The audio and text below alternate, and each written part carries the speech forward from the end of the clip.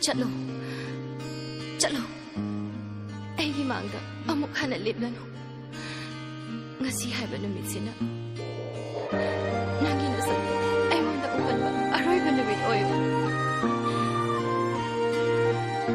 Chat kroy am lam na ifam na yam lam na.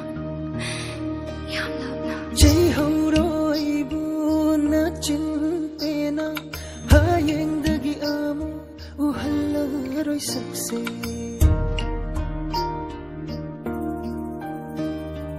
Jai ho roi bu na chin pe na hayeng dagi amo uhalla roi sakse.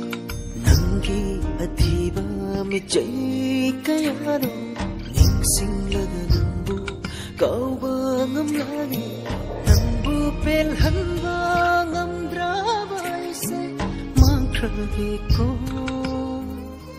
thi ba phang noi da ba ma pham da nangi no ngai ra pun si khong che tu